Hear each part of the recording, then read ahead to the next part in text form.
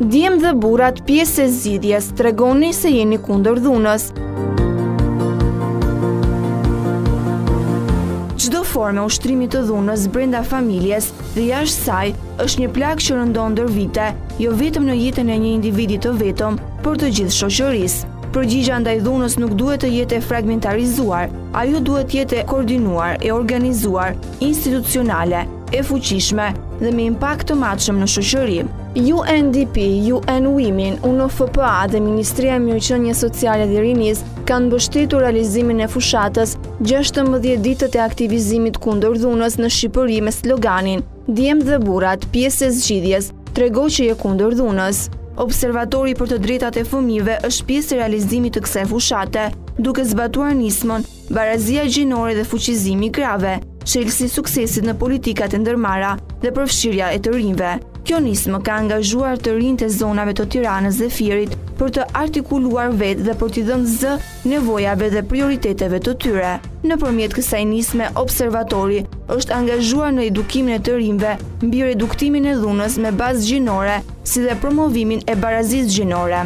Në fokus të zbatimit të nismës është përfshirja e të rinjve, djem dhe vajza, si modele të sjelljes së ndryshimeve nëpërmjet trajnimeve, realizimit të ekspozitave me punimet krijuese të tyre. Observatori ka ngritur dhe fuqizuar klubet e të rinjve në Tiranë dhe Fier, të cilët përbëhen nga të rinjtë e shkollave Petro Nini Luarasi dhe Abdullah Keta në Tiranë, si dhe Jakov Xoxa dhe Perikli Ikonomi në Fier. Të rinjtë e këtyre klubeve nëpërmjet formave të ndryshme kreative, si ese, piktura, video, kanë shprehur mesazhe sensibilizuese kundër dhunës.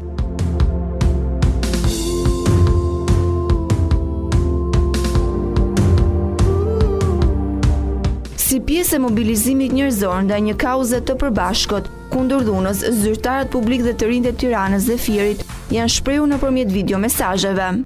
Dhuna s'mund justifikohet, dhunuesi s'mund të mbrohet. Familja, komuniteti, institucione duhet jenë një zë kundër dhunës. Çka dhuna prek, dhunë prodhon. Jure Dulgjeri, Bashkia Fier. Dhuna dhe njolla në të ardhmen. Ka ardhur koha që t'i japim fund dhunës në familje. Një burr i vërtet nuk abuzon ndaj fëmijës së tij, ndaj vajzës apo ndaj gruas. Një burr i vërtet mban qëndrim kundër dhunës në familje. Ka ardhur koha që të gjithë së bashku t'i themi stop një herë për gjithmonë dhunës në familje. Alma Agalliu, Bashkia Fier. Dhuna nuk tregon forcë, ajo tregon vetëm dobësi. Dhunës ndaj gruas, ajo është bashkëndësia e jetës, mos dhunoni. Bota don shumë, jo për shkak të dhunës së njerëzve të këqij, por për shkak të heshtjes së njerëzve të mirë. Nuk udhhiqet duke i goditur të tjerët në kokë. Ky është sulm, jo leadership. Prandaj sot thuaj jo dhunës. Thuaj jo dhunës në familje dhe ndaj fëmijëve. Familja është gjë më e shtrenjtë. Ndaj jepni atyre rëndësinë e dur në jetë. Dhuna ndaj grave dhe ndaj vajzave është një çështje e përhapur kudo në botë.